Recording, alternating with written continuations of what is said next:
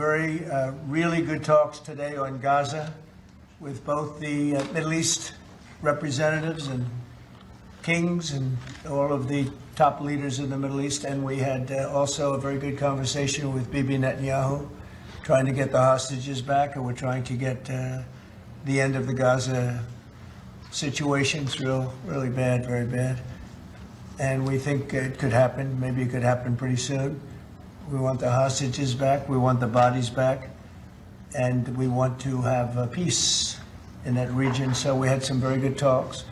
As you know, I had President Erdogan here of Turkey, and we had a great meeting today. I think we had a meeting that was very conclusive in so many different things that we wanted, things that he wanted, and that was good. We'll be announcing that sometime later, and he'll be making an announcement too. But we had a great meeting with Turkey and their very respected president, and spent time. We had lunch, and we had a lot of good discussions. So those two things, and we have some executive orders today to sign that are very important for the country. And we'll start off with one that's a proclamation. And yes, want to do that, Will? Yes, sir. So today is Gold Star Mothers and Families Day. This is an annual proclamation. This is to commemorate the fallen, those who have died for all of our freedoms and for our country, and for their families who have suffered such grievous losses. But this is a proclamation commemorating Gold Star Mothers and Gold Star families. Yeah, and they're great people, incredible people. What they've had to go through. Very few people could have gone through this kind of thing. Gold Star. Okay, thank you very much. I'll put it over here, Steve. Next, sir, we have an executive order on TikTok. From the first days of your administration, you've charged a team from your administration, led by Vice President Vance, with ensuring that we can preserve TikTok as a platform for the 170 million Americans who use it, while ensuring that their data is properly protected as required by law. With this executive order, you will be effectively bringing into effect the agreement that will save TikTok and ensure that it can operate safely and securely. So this is interesting because I had a very good talk with President Xi. A lot of respect for him. Hopefully he has a lot of respect for me too. And we talked about TikTok and other things, but we talked about TikTok, and he gave us the go-ahead. You know, it's run by American investors and American companies, great ones, great investors, the biggest. You don't get bigger, I don't imagine. And maybe I'll have JD. JD was very much involved and in charge of it. And maybe I'll have you say a few words about the deal. He would report back, and the points of the deal, I think, are great for our country. So JD, do you want to give it a little talk, please? Yes, sir. Yeah. So thank you, sir, for your leadership and for your help. We really couldn't have done this without the president actually ushering this deal over the finish line. There was some resistance on the Chinese side, but the fundamental thing that we wanted to accomplish is that we wanted to keep TikTok operating, but we also wanted to make sure that we protected Americans' data privacy as required by law, both because it's the right thing to do, but also because it's a legal requirement of the law that was passed last year by Congress. So we think that we were able to do that. Of course, we're going to keep on working at it, but this deal really does mean that Americans can use TikTok, but actually use it with more confidence than they had in the past, because their data is going to be secure and it's not going to be used as a propaganda weapon against our fellow citizens. We're very excited about it. We appreciate the cooperation of everybody involved, and it's a big day. And I think I can say that especially the young people, they really wanted this to happen. They did not want to have TikTok close. And I got, a little used to TikTok. I used it myself during the campaign, and it was very successful because you know how I did with the young voter. And Charlie helped me a lot too. And he said to me, you should go on TikTok. And it actually had, because we got record votes with the young voter, as you know, for the election. So I was a little bit prejudiced in that way toward TikTok. It was very good and very meaningful. But we have American investors taking it over, running it, highly sophisticated, including Larry Ellison. And Oracle, I guess, is going to play a very big role in terms of security, safety, and everything else. So we have very good controls. And literally, I would get a call from friends of mine who were fathers of young people saying, could you do me a favor? Could you get it approved, please? My son is driving me crazy. So we're getting it done, and they have a big audience, and we have great American investors And here's your final copy. TikTok. You know, maybe if you want, we could take a couple of questions on TikTok, and then we're going to get onto something completely different, okay? Yeah. Mr. President, Jeff? Mr. Vice President, you mentioned that China was resistant. Can you describe where China is now? Are they fully on board with this? They're or on is there board, anything yeah. more? I spoke with President Xi.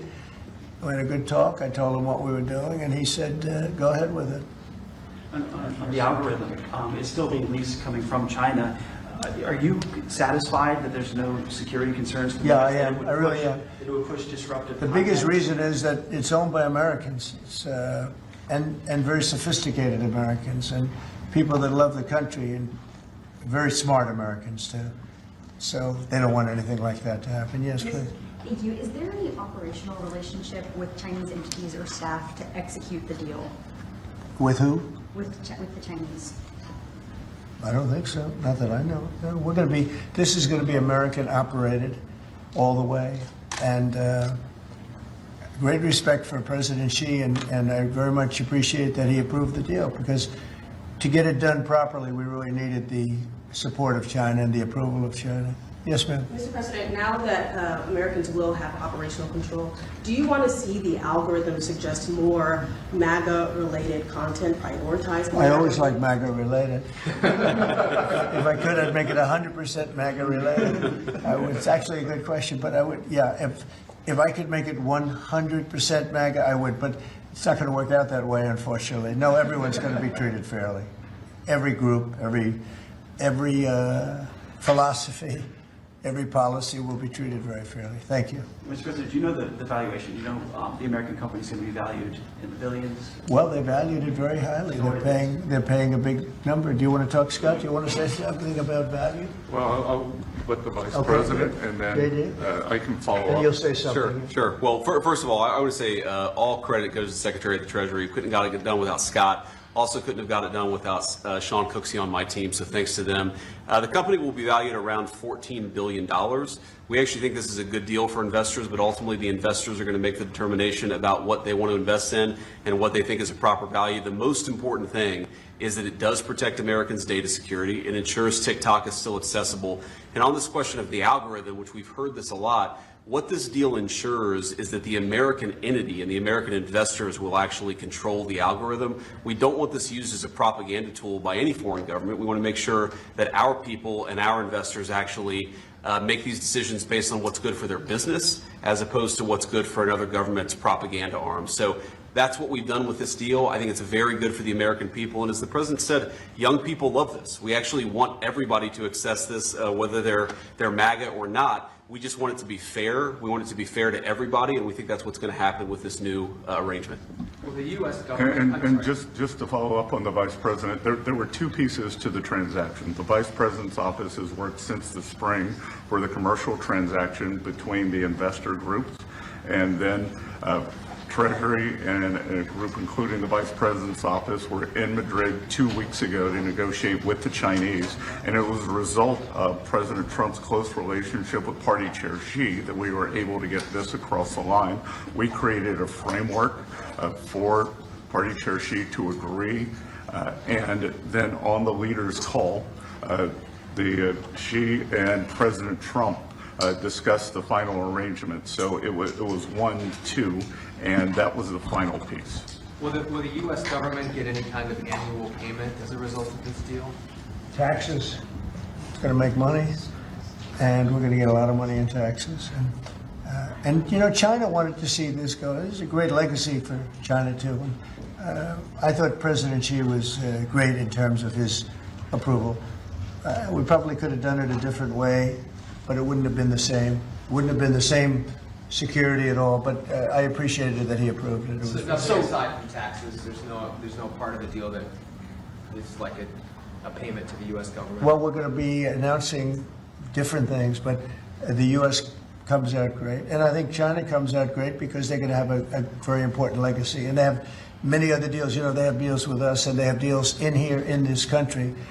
And, you know, they want to be treated fairly also. So, Mr. President and Mr. Vice President, the U.S. company could change the algorithm to push different content? Is that The U.S. company will have control over how the algorithm pushes content to users, and that was a very important part of it. We thought it was necessary for the national security element of the law. We also just think it's important to protect American users. Again, we want users to use this platform the way they want to. We want the business to make decisions about content based on the interests of the business and based on the interests of the users, and that's what we think will happen with this new arrangement. And they're paying a lot of money, and I think hopefully it's going to be a great deal. They're very sophisticated people. You'll see a list. Have you seen a list yet of the people? Well, you've been reading about it. It's. I know Michael Dell's involved, and Rupert Murdoch's involved, and a lot of. And let's see, we have probably 4 or 5 absolutely world-class investors that love the country, and they made a lot of money with the country, and. Many of them are in a somewhat related business, so it works out pretty well. And they're going to be very careful about all of these questions that you've been asking. Who else beyond Dell and Murdoch?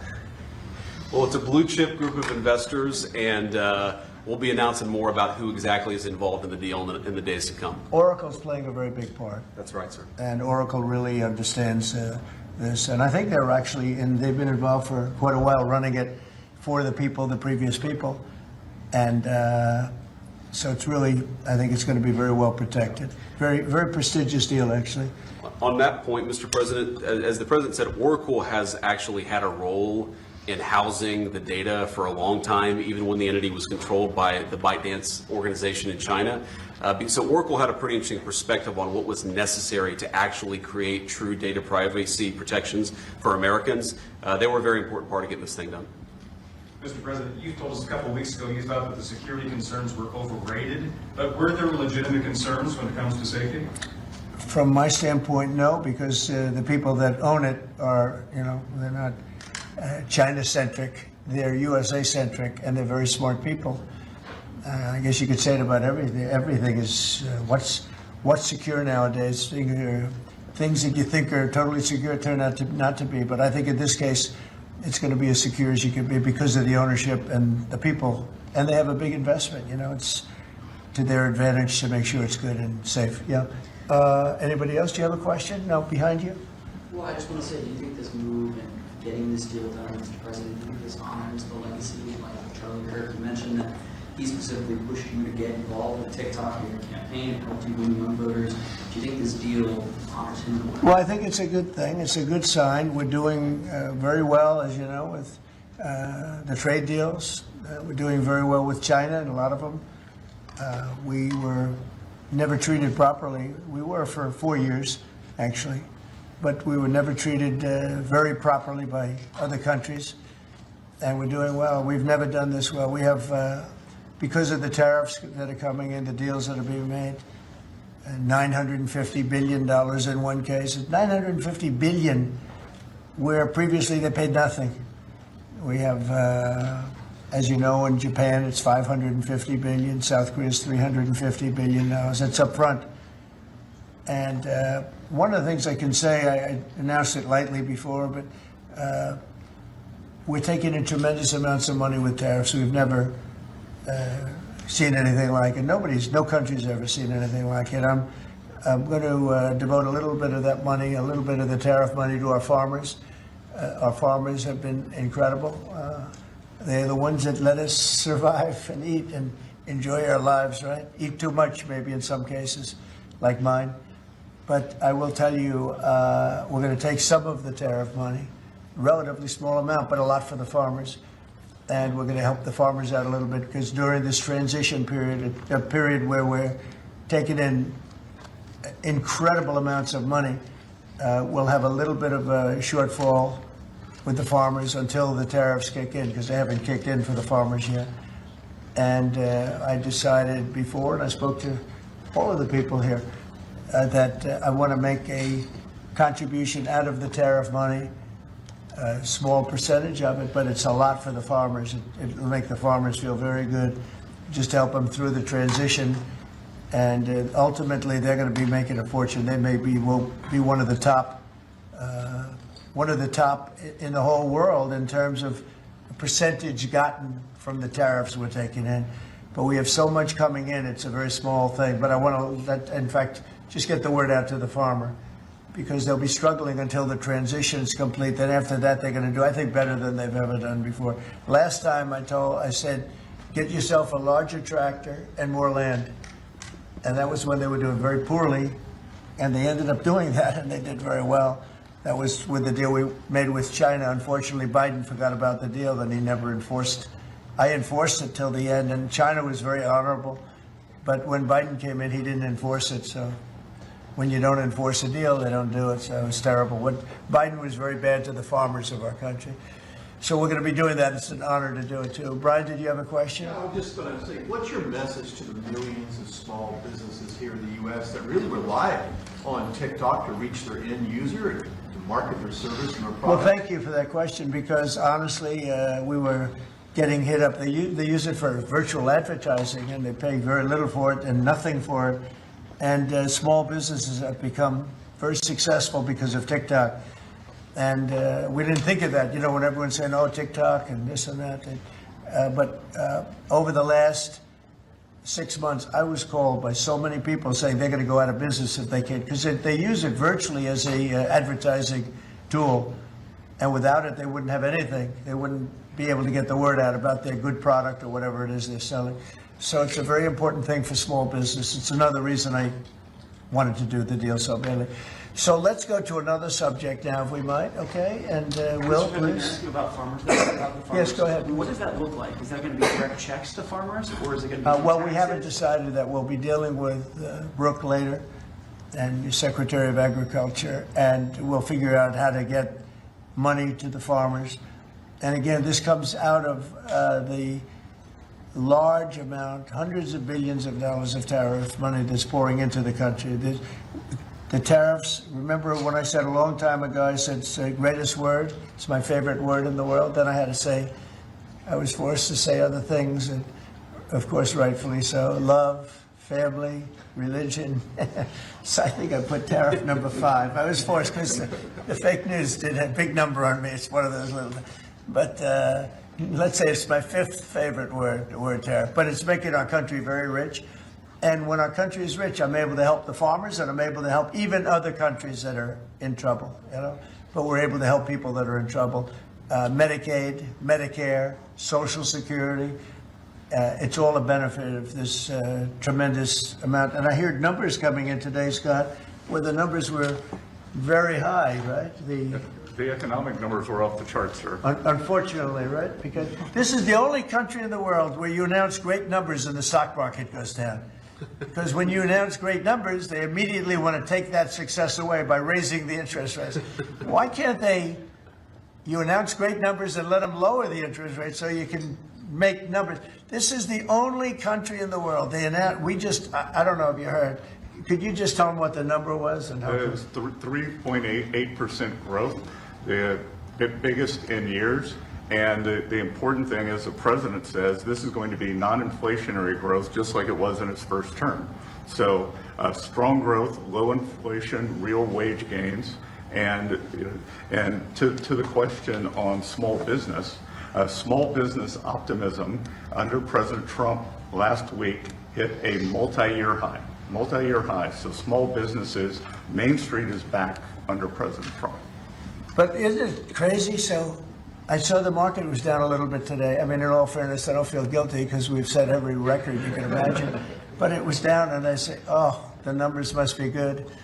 Meaning the growth numbers are phenomenal. And again, this is during, but a little bit of the heavy, the really success and the money pouring into our country through the tariffs. And I just say, why can't we have great numbers and lower the interest rates so we have even greater numbers? So people were saying, oh, the numbers are so good, they're going to have to raise interest rates. That doesn't have to happen. And there's no inflation. We have really, the only thing we have is great success. We're having unbelievable success. So the numbers are much higher than anticipated, except for by me and Scott and some of the other people. And they'll get a lot higher than that, too. But I don't want to, every time we have good numbers, say, let's take all the juice out by raising interest rates. It's so backwards. It's so backwards. Mr. President, they don't appreciate the importance of the third leg of your stool, because trade, taxes, and deregulation allows for significant upside growth without inflation. So eventually, the people at the Fed will be able to focus on this, like Alan Greenspan did in the 90s. You can have strong growth and low inflation, and I think we can get the stock market up, Wall Street, Main Street, both doing well. And we want low interest rates. There's no reason that every time we announce these record numbers, these numbers are way above projections by, all the great geniuses out there. But I knew this was going to happen.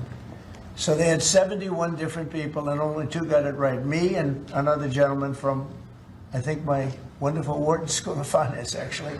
So anyway, but I really want you to look at that. Every time we have good numbers, they say this is a good time because they're guarding against inflation that may happen in 2 years from now.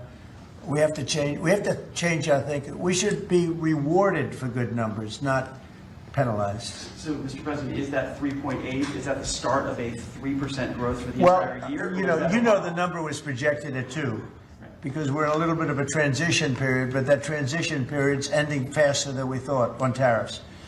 The money coming in is much greater than people thought, and there's no inflation, essentially. There's no inflation.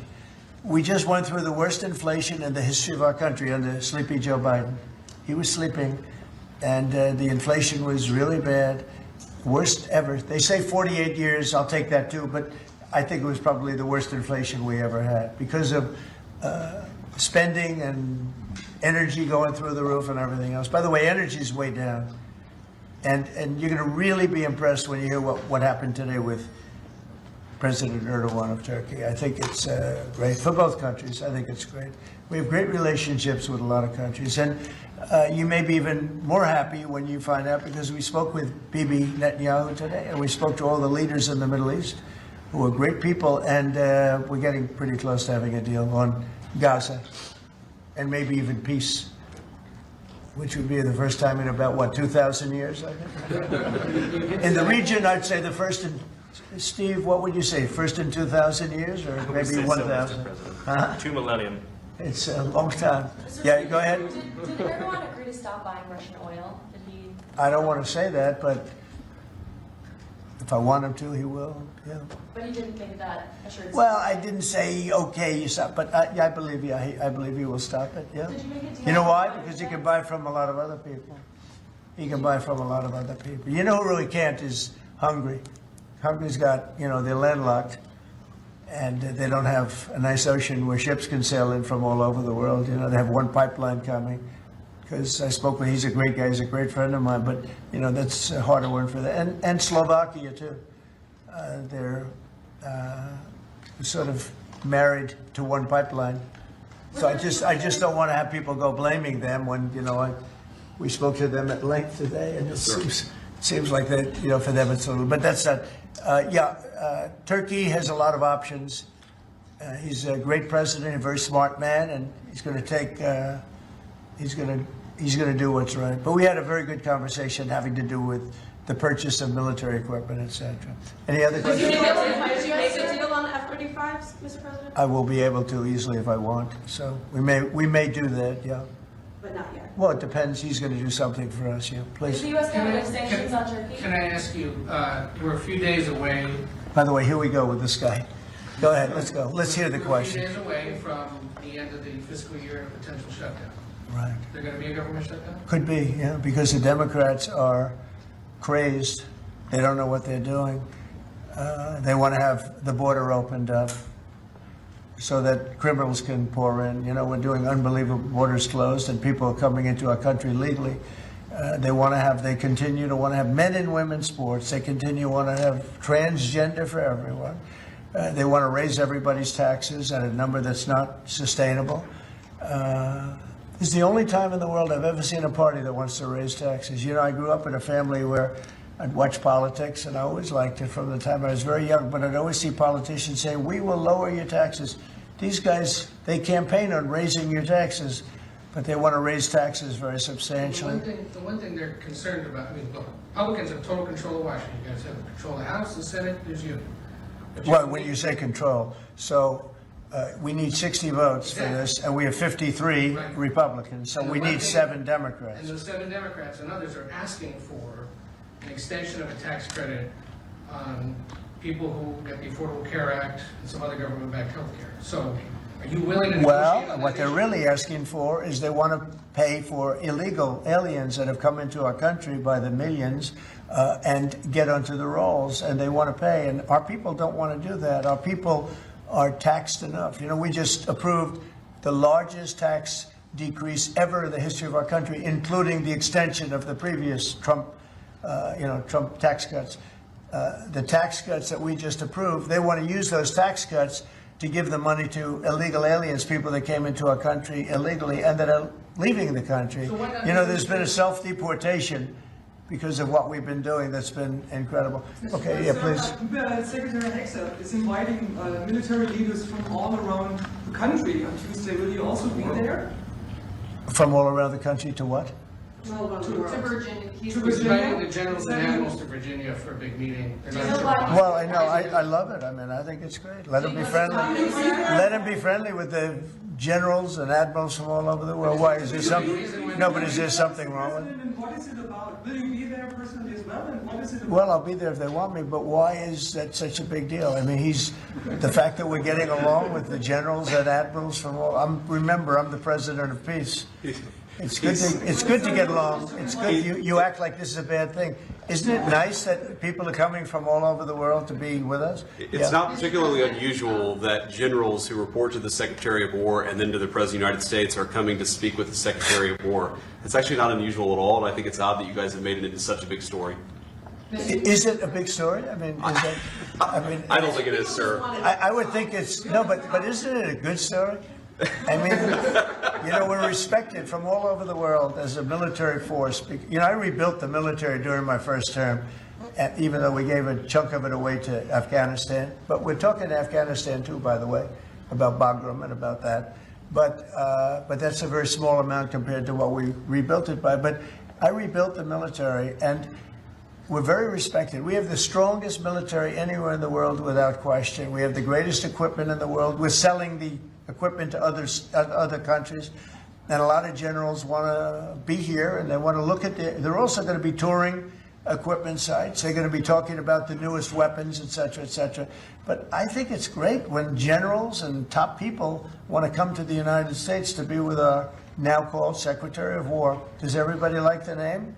I do. You said something Yeah, really please. interesting this week about Ukraine, that you thought Ukraine could get back all the territory that Russia had taken. Yeah, they have a shot at it because Russia. What prompted you to change your thoughts on Well, that? because I've been watching the way what Russia's been doing. I'm very dissatisfied with what Russia's doing and what President Putin is doing. In fact, we have a great leader coming. We have the Prime Minister of Pakistan coming and the Field Marshal. Pakistan Field Marshal is a very great guy, and so is the Prime Minister, both. And they're coming, and they may be in this room right now. I don't know, because we're late. And I said maybe they'd like to join they actually may be somewhere in the beautiful Oval Office. Yeah, please, behind you. Quickly on Gaza, did you promise leaders this week that you would not allow Israel to annex the West Bank? Is that something that you I will not allow Israel to annex the West Bank. No, I will not allow it. It's not going to happen. Did you speak with Netanyahu about this Yeah, directly? but I'm not going to allow it. Whether I spoke to him or not, I did. But I'm not allowing Israel to annex the West Bank. There's been enough. It's time to stop now, okay? Yes, please. Jasmine Crockett recently. Jasmine Crockett. Remember what I said? Is she a relation to the late, great Davy Crockett? I don't think so. Jasmine Crockett, let me tell you, before you even ask, she's a very low IQ person. I mean, if we ever had to pass an aptitude test, that's the one should take one because she shouldn't even be in the crowd. So I have no idea what you're going to, but I don't think we should waste our time. This is a low IQ person who I can't even believe is a congressperson between her and Ilman Omar and the group. You know, I met the head of Somalia. Did you know that? And I suggested that maybe he'd like to take her back, and he didn't want her. He said, I don't want her. Okay, what else? Go ahead, let's hear what Crockett said. Go ahead. She compared ICE raids to slave patrol. I want to ask you. To slave? To slave patrol. I want to ask you if you think that there should be consequences for members of Congress who make these types of comparisons or use this Yeah, type of language. well, I think she's gone over the line, and I think a lot of the people. Look, the Democrats have become radical left lunatics. They have policies that nobody's going to buy. And, I see what's going on in New York. We're going to have perhaps a communist mayor because it's split up. If the people would get together and have one candidate, they'd have, I think, a pretty good chance. But it looks like maybe they're not going to do that. But we're going to end up with a communist mayor. It's not even believable, my beautiful New York. When I left New York to become president, it was a great place. But it was the beginning of bad things because we had de Blasio had just started as mayor, and I said, this guy's a real nut job. Went to Harvard to teach management. Can you believe it? He went to Harvard to teach city management along with the mayor of Chicago, who went to Harvard to teach. The two of them are teaching how to manage a city manage it into hell is what they do. But that was the beginning, and now we're going to go a step further. Now we're going with the communists. Can I be honest? I think it's the greatest thing to ever happen to the Republican Party. I really do. I think if a communist takes over New York City, I think that's a gift to the Republican Party. It's sad for New York, but it's a gift. And New York will recover because sometimes you need a shock like that to straighten you out. But it's politically, it's probably a very good thing. Mr. President, can I ask about immigration, crime, and the World Cup, actually? So That's a lot of. You have a number of cities that are pushing back against your immigration deportation move, as well as your crime initiatives. Some of those cities. I don't think they're very much. But pushing some of those back. cities have World Cup games. Yeah. Seattle, San Francisco. They're going to be very. They're going to be very secure. But could those games move if they don't cooperate with your crime push? Well, that's an interesting. I guess, but we're going to make sure they're safe. They're run by radical left lunatics and that don't know what they're doing. Look at Washington, D.C. I just got numbers. There's like no crime in Washington, D.C. You, Jeff, will not be mugged walking down the street. You can walk down the street with your family. You can walk down your street with your wife, your daughter, your son, and you're not going to be. We took out 1,700 career criminals that we're not allowing back. And we have this city in great shape. There was a time when not long ago, when every single week you'd have at least one murder. And look what's happening with Washington. It's safe.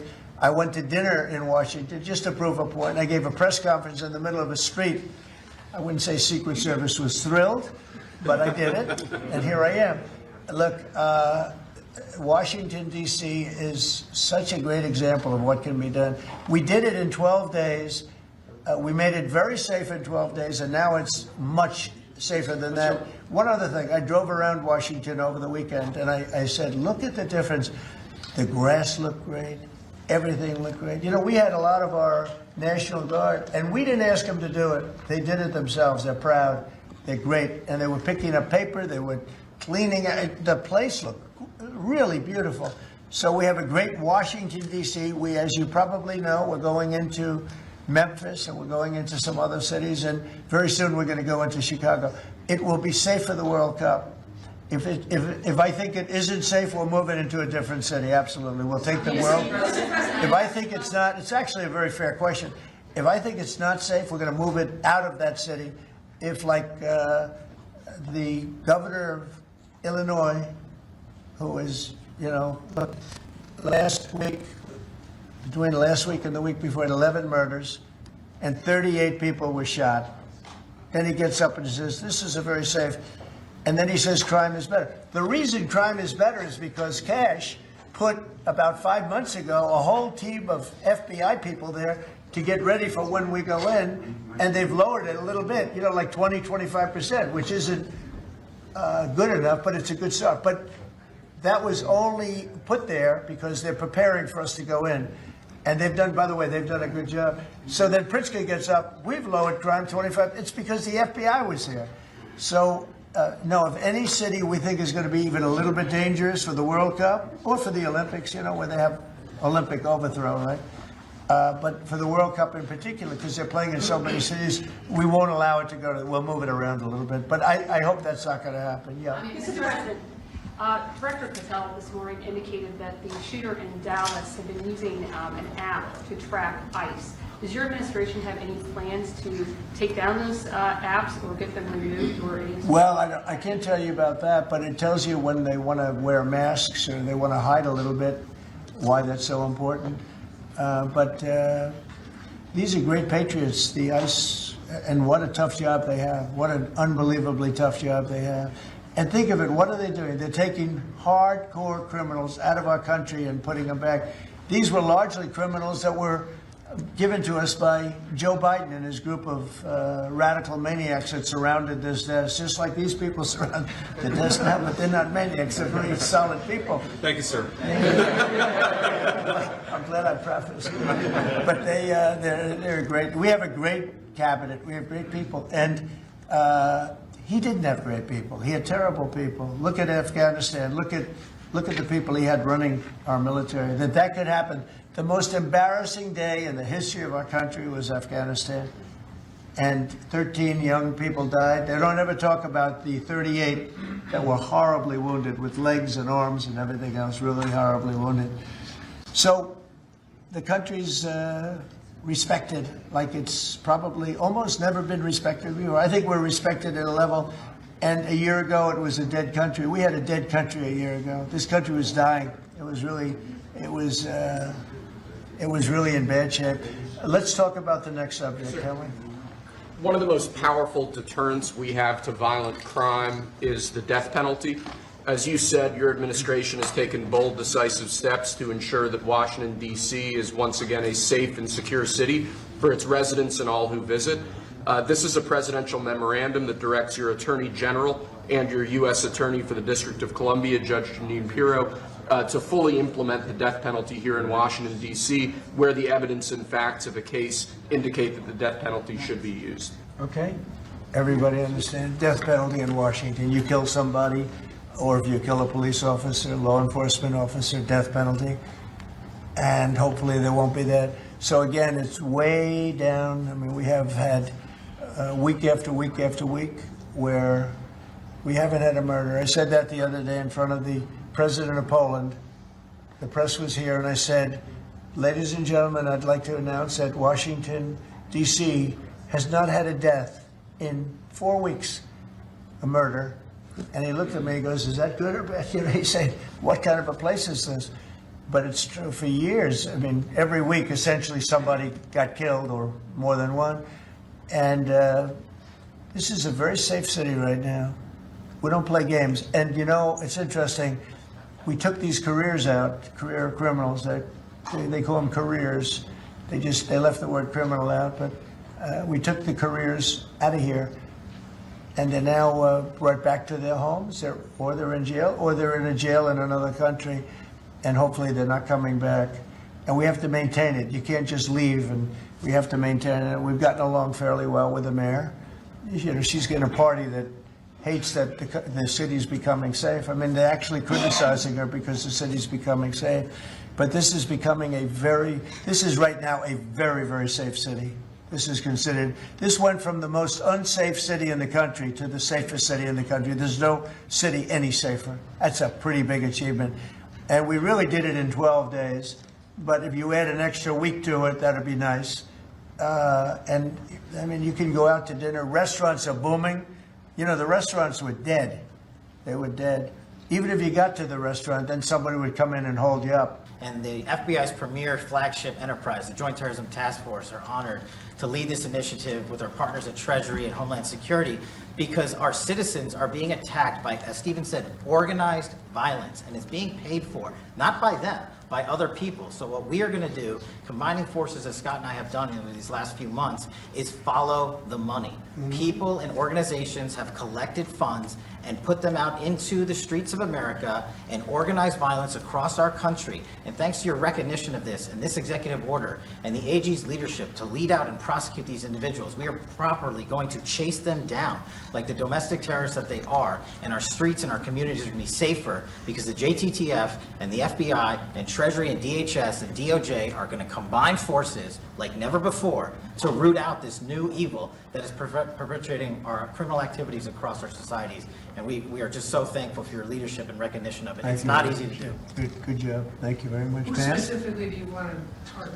What? Besides Antifa, is there a specific group or person you're targeting with this? Any organized group. Any organization? Any organized group who are committing these crimes, and we're working with the Secretary of Treasury. You know what law enforcement has told us under President Trump's leadership? He's taken the handcuffs off law enforcement. They can do their jobs now, thanks to you, President Trump, and that's what's happening.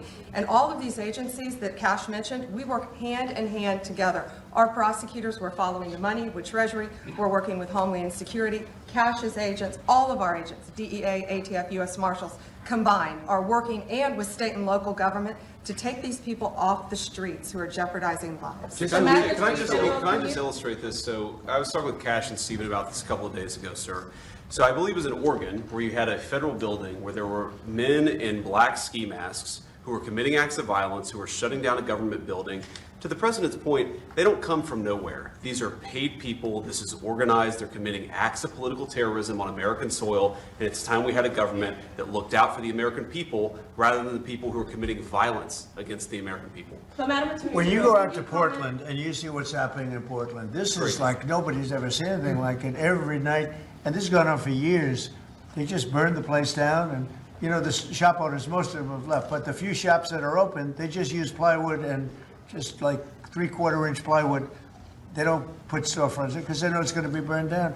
These are professional agitators. Right. These are bad people, and they're paid a lot of money by rich people, some of whom we know. I'm sure I know some. I don't. If I knew, I wouldn't associate because I'll be in trouble. Because Pam will say, "Why are you associating with this person?" But I will tell you that these are bad people, and they're paying a lot of money, millions of dollars. But take a look at Portland sometime. These are these are crazy people, and they're trying to burn down buildings, including federal buildings. And on my list of things that I want to do before we finish up with the cities, because I think we're going to whip the cities back into shape, or we have to. We cannot let our cities, and that's a small example, but it's the most violent example. It's every night, and they've done it for years. You think maybe at some point they made their point, and what are they doing? But we're going to get out there, and we're going to do a pretty big number of those people in Portland that are doing that. They're professional agitators and anarchists. They're actually anarchists, yeah. Go ahead, why don't you defend? Let's see you defend them, Jeff. No, I'm not defending anyone. I just want, so that we can just explain this in our stories, could you name a couple? You don't explain it right, though, Jeff. Well, Go just- ahead, let's go. just Maybe ask let's give you names. another chance. Go ahead. Antifa, Soros, Yeah. what names are we talking about? Well, Soros is a name certainly that I keep hearing. I don't know, but Soros is a name that I hear. I hear a lot of different names. I hear names of some pretty rich people that are radical left people. Maybe I hear about a guy named Reid Hoffman. Somebody's a pretty rich guy, I guess, and I hear about him. I don't know. Maybe could be him. Could be a lot of people. We hear the same names, but they're bad, and we're going to find out. And if they are funding these things, they're going to have some problems because they're agitators and they're anarchists. These are anarchists. Really bad. Okay, yeah, please. Mr. General, can you, Mr. President, can you are you, comment are on, you? Who you Mr. with? President, Who you with? I'm with the Center Square. Sarah Roderick is my name. Sarah, there's also, as you know, Antifa is not just a domestic terror, or now a domestic terror organization. It's also international. I know the Netherlands is looking at also designating them a terror organization. Right. Have you been working with your intel community and your DNI to possibly expand that to making them designating Yes, them an we have. international terror Yeah, we have organization? been. Yep. It's an international. In many cases, it is international. Mr. Yeah. President, on Antifa, if someone takes to the streets of America and says they're Antifa, what happens to them? What will happen to them? Well, I'd say the maximum under the law, and we'll see. Now, if they kill somebody, we just signed a death penalty, so it depends where it is. But if they kill somebody, which they do, I mean, people are dying. You go out to Portland, people die out there.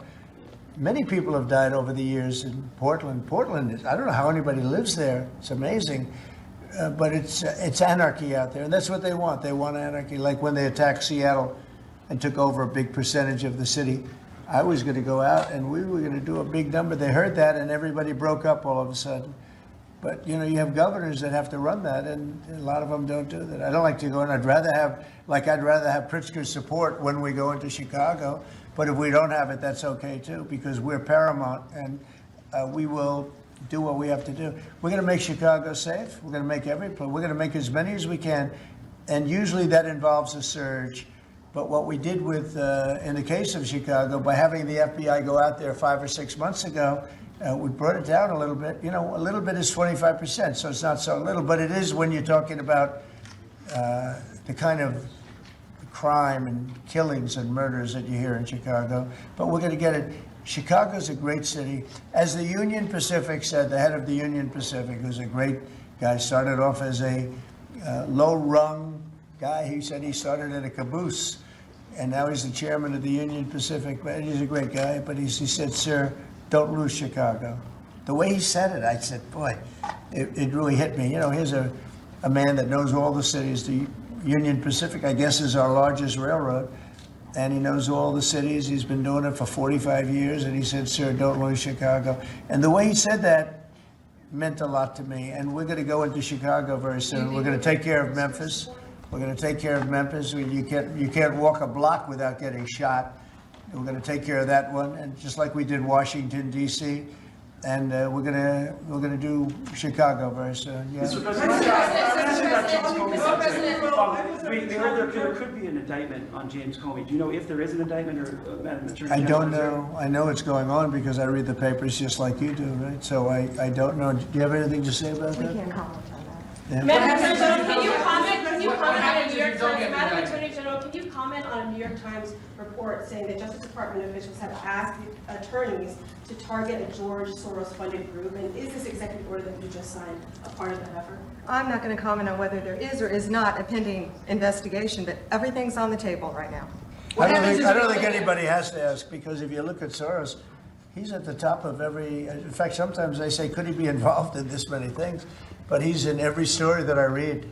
Stories that I read keep talking about Soros, and so, you know, I guess he'd be a likely candidate. Thank you very much, everybody. Thank you very much.